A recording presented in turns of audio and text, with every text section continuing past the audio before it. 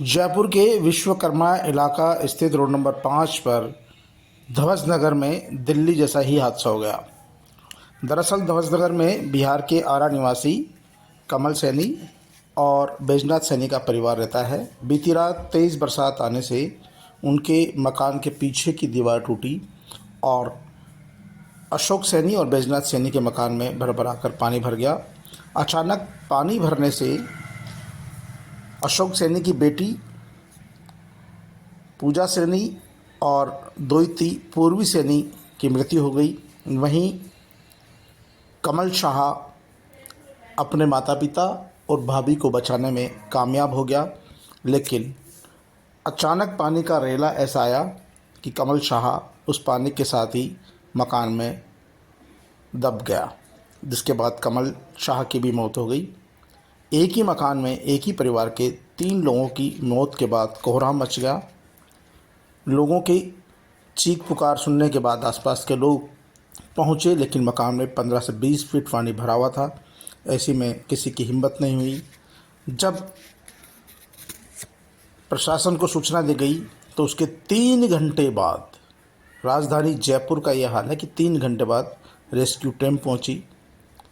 उसके बाद सुबह आज इलाके की विधायक और राजस्थान की उप मुख्यमंत्री दिया कुमारी घटनास्थल पर पहुंची।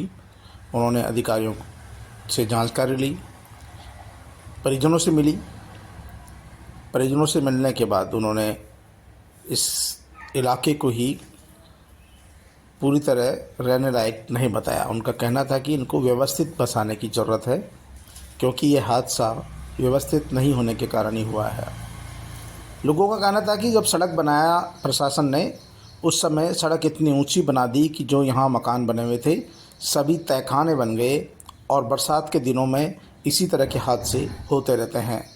सरकार को चाहिए था कि जब सड़क बन रही थी तो सड़क की ऊंचाई कॉलोनी से नीचे ही रखते, लेकिन ऐसा नहीं किया गया।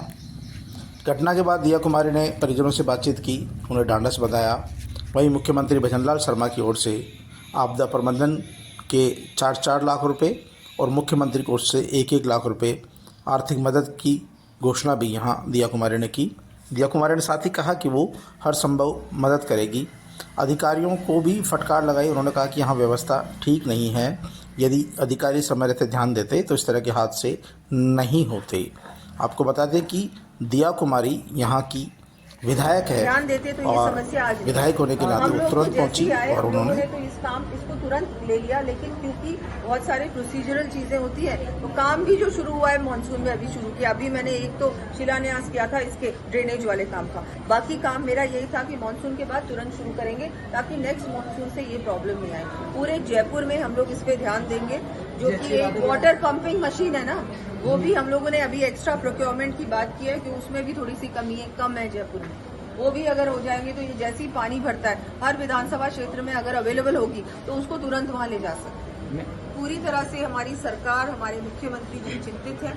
हम लोग इस पे तुरंत काम कर भी रहे हैं और आगे भी करेंगे। मैम, आपका जो इलाका जहाँ घटना हुई है वहाँ सभी मकानों में बेसमेंट है और 10 से 15, 20 लोग रहते हैं मैम। और ये 4 साल की बच्ची जिसने दुनिया नहीं देखी मैम, बड़ा दुखद घटना है। बहुत दुखद घटना हुई। नहीं तो इसको किस तरीके से अंकुश लगाया जाए, क्योंकि दिल्ली के अंदर जो घटना हुई बेसमेंट के अंदर, अब फिर जयपुर के अंदर वही घटना हो गई।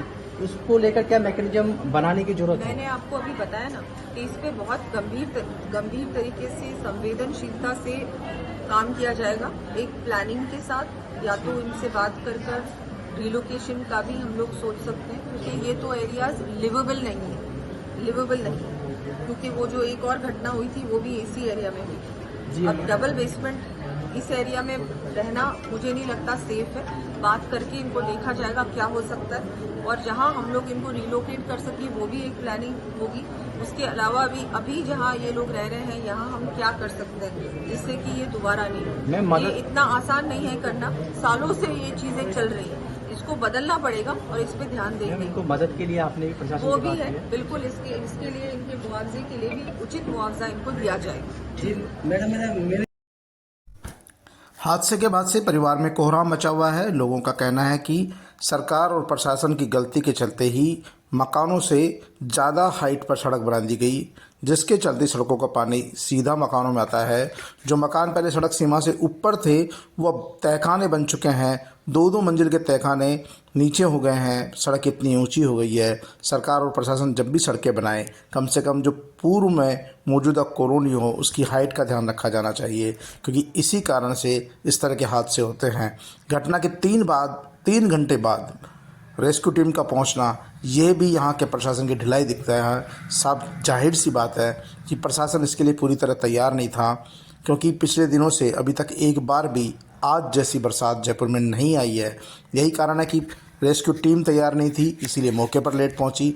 प्रशासनिक अधिकारियों के खिलाफ भी कार्रवाई होनी चाहिए कि आखिरकार जब मौसम विभाग लगातार भारी बरसात की चेतावनी दे रहा है और राजधानी जयपुर में पहले भी इस तरह के हादसे होते रहे हैं, ऐसी स्थिति में आखिरकार 3 घंटे प्रशासन का लेट पहुंचना बहुत ही चिंता का विषय है। इस विषय में भी जो आला अधिकारी है उनको कार्रवाई करनी चाहिए। हालांकि उप मुख्यमंत्री दिया कुमारी ने इसके लिए निर्देश दिए हैं और जल्दी ही यदि इसमें प्रशासनिक अधिकारियों की कहीं कमी नज़र आएगी तो उनके खिलाफ भी एक्शन लिया जाएगा। सबसे बड़ी बात है कि दिल्ली जैसा हादसा जयपुर के वीकेआई स्थित रोड नंबर 5 ध्वज नगर में हुआ, जहां मजदूर परिवार रह रहा था और अचानक बेसमेंट टूटता है, पानी भरता है और 3 लोग मौत के आगोश में समा जाते हैं।